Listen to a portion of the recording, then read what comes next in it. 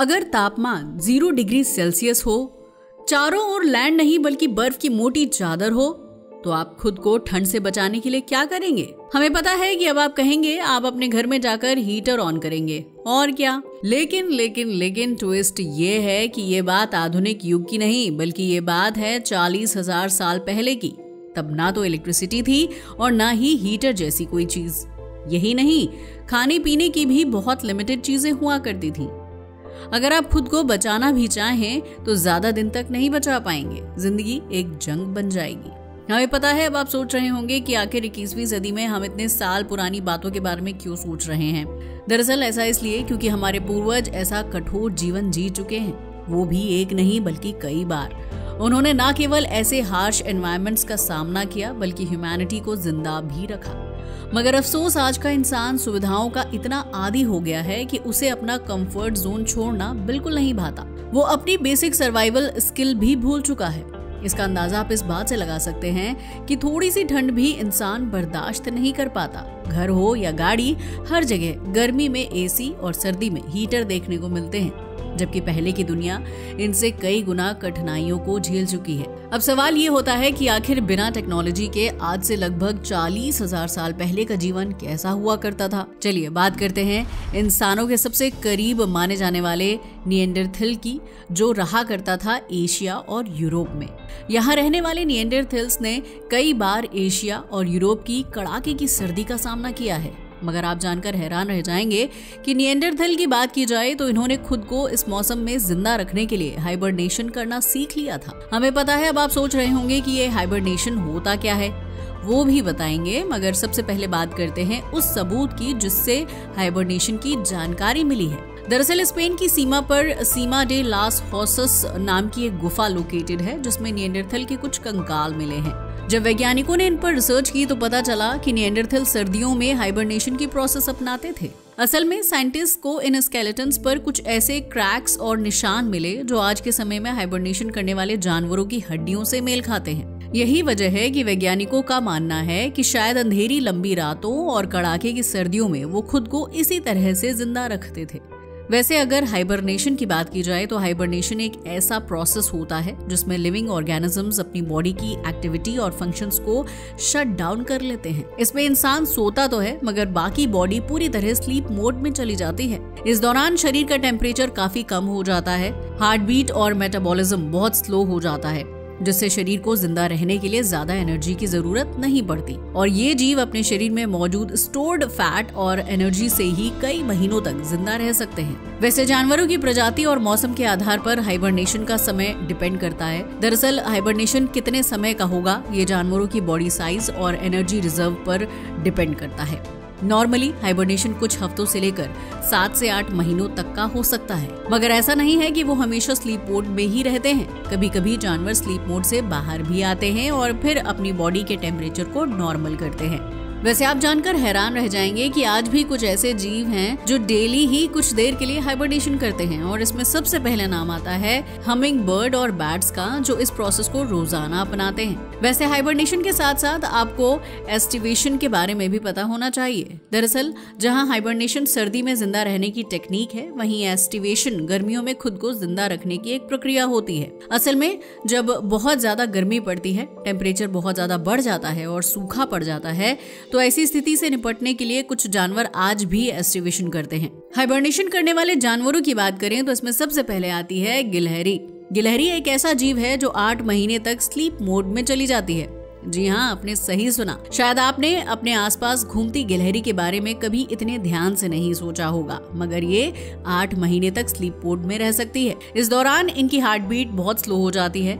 ये बिना हिले डुले कई महीनों तक एक ही जगह सोती रहती है। गिलहरी ही नहीं, भालू भी एक ऐसा जीव है जो हाइबरनेशन करता है। भालू सबसे बड़ा हाइबरनेटिंग मैमल है। ये 5 से 6 महीने तक अपनी गुफा में रहता है। हालांकि भालू के शरीर का टेम्परेचर हाइबरनेशन पीरियड में भी दूसरों की तुलना में थोड़ा ज्यादा रहता है और ऐसा होता है इनके बड़े शरीर की वजह से। वैसे इंसानों या प्राइमेट्स के लिए हाइबरनेशन करना नामुमकिन माना जाता है, क्योंकि इंसान और प्राइमेट्स के दिमाग को हर समय ज्यादा एनर्जी की जरूरत होती है। साथ ही इनका मेटाबॉलिज्म रेट हाई रहता है। यही वजह है जिससे ये हाइबरनेशन नहीं कर सकते। अब सवाल ये उठता है, जब इंसान हाइबरनेशन नहीं कर सकते तो फिर निएंडरथल कैसे कर पाते थे? यकीन मानिए ये सबसे बड़ा सवाल है। क्या सच में निएंडरथल जिंदा रहने के लिए हाइबरनेशन का प्रोसेस अपनाते थे? पहले तो साइंटिस्ट को भी इस पर यकीन नहीं हो रहा था, लेकिन जब उनकी हड्डियों पर बने पैटर्न्स को गहराई से समझा गया तो पता चला कि ये पॉसिबल था। एक्चुअल में इसके लिए वैज्ञानिकों ने हड्डियों की सिटी स्कैन, फोटोग्राफी और माइक्रोस्कोपिक रिसर्च की मदद ली।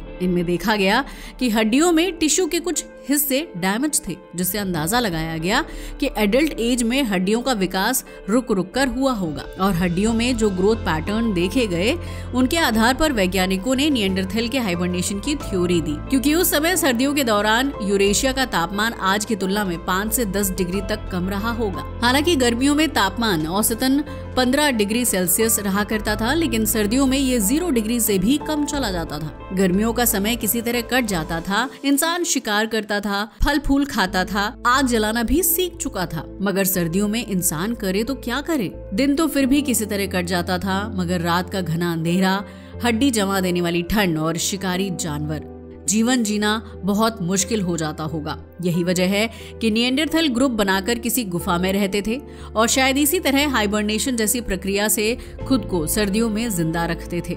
सवाल ये उठता है कि हाइबरनेशन की ये युक्ति आखिर निएंडरथल के दिमाग में आई कैसे? वैज्ञानिकों ने अनुमान लगाया है कि जिस गुफा में निएंडरथल रहते होंगे वहीं पर कोई भालू भी रहता होगा, जिसे देखकर शुरुआत में उन्हें लगा होगा कि ये भालू मर गया है, लेकिन जब वो उठा होगा तब उनके दिमाग में भी ये ख्याल आया होगा कि क्यों ना भालू की तरह ज्यादा देर तक सोकर अपना समय गुजार लिया जाए। इसीलिए उन्होंने भी इस कठोर मौसम में अपनी एक्टिविटीज को कम कर दिया होगा। क्योंकि निएंडरथल काफी समझदार हुआ करते थे, उनके ब्रेन का मॉडल मानव के जितना बड़ा हुआ करता था। इसीलिए उनके हाइबरनेशन प्रोसेस अपनाने की बात पर यकीन करना यकीनन बहुत मुश्किल है। वैसे निएंडरथल की जो हड्डियां मिली हैं, उनके आधार पर हाइबरनेशन की थ्योरी कुछ ज्यादा बड़ी और अजीब नजर आती है। यही कारण है कि जहां कुछ वैज्ञानिक इसके पक्ष में हैं, वहीं कुछ इसके विरोध में भी नजर आते हैं। उनका कहना है कि हड्डियों पर दिखने वाले क्रैक के पैटर्न माल न्यूट्रिशन, खाने की कमी या फिर किसी बीमारी के कारण भी बन सकते हैं। ऐसा नहीं है कि यह हाइबरनेशन का ही उदाहरण हो, क्योंकि अगर खाना ही नहीं मिलेगा तो शरीर में एनर्जी की कमी तो होगी ही, जिससे हड्डियों को न्यूट्रिशन नहीं मिल पाएगा और इंसान का विकास भी बहुत ही धीमा हुआ होगा।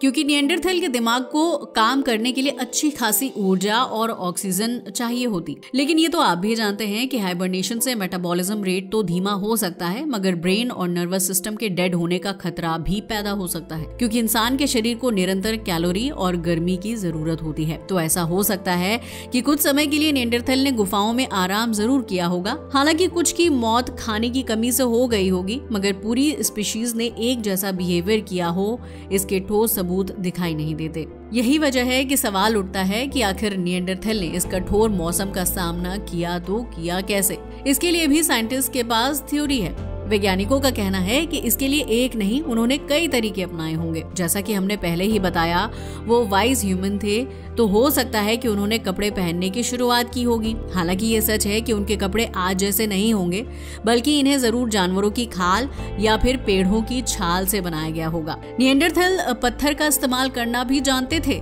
तो हो सकता है कि उन्होंने इनका इस्तेमाल करके अपने लिए काम चलाऊ कपड़े बना लिए होंगे, क्योंकि उस समय पर भी भालू और बाइसन जैसे जानवर थे जिनकी बहुत मोटी और गर्म खाल होती है, उसी से उन्हें अपने कपड़े मिल गए होंगे। शायद इनका इस्तेमाल उन्होंने बिस्तर की तरह भी किया होगा। इसके आगे खुद को जिंदा रखने के लिए निएंडरथल ने आग भी जलाई होगी, जिसका जीता जागता उदाहरण हमें फ्रांस में मिलता है। दरअसल फ्रांस में बनी कुछ गुफाओं से पता चलता है कि शायद निएंडरथल आग जलाने की तकनीक जानते थे।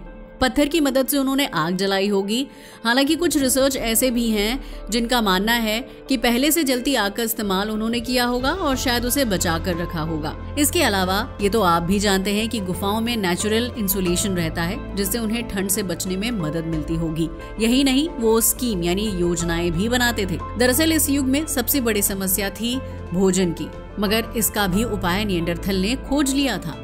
दरअसल फ्रांस की कुछ प्रमुख गुफाओं में कुछ खास तरह की दीवार चित्रकारी पाई गई है, जिन्हें देखकर आर्कियोलॉजिकल डिपार्टमेंट का कहना है कि प्राचीन समय में निएंडरथल बड़े सींगों वाले हिरण जैसे जानवरों को मारकर उन्हें स्टोर कर लेते थे।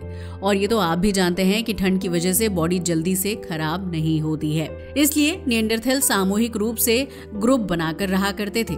वैज्ञानिकों ने उन्हें सोशल एनिमल का दर्जा दिया है, क्योंकि वो एक दूसरे से जुड़े रहना पसंद करते थे। इससे उन्हें एक तो सुरक्षा मिलती थी, दूसरी भोजन की कमी भी नहीं होती थी। साथ ही मिलजुल कर औजार बनाया करते थे और उन्हीं औजारों से चमड़े के कपड़े और जानवरों का शिकार किया करते थे। इन सब बातों से पता चलता है कि निएंडरथल कोई मूर्ख या सुस्त प्राणी नहीं थे जिन्होंने हाइबरनेशन करके एक ही जगह पर जीवन गुजार दिया हो, बल्कि उन्होंने अलग अलग जगहों को एक्सप्लोर किया और अपनी जरूरतों के मुताबिक आविष्कार करना भी सीख लिया था। भले ही उन्होंने हाइबरनेट ना किया हो, मगर ठंड से बचने के लिए उन्होंने कहीं न कहीं अलग अलग तकनीकों का यूज जरूर किया होगा। शायद वही सीख इंसानों में आ गई है, तभी तो इंसान ने इतिहास के कई मौकों पर सर्दी, तूफान जैसे कठोर वातावरण को झेला है।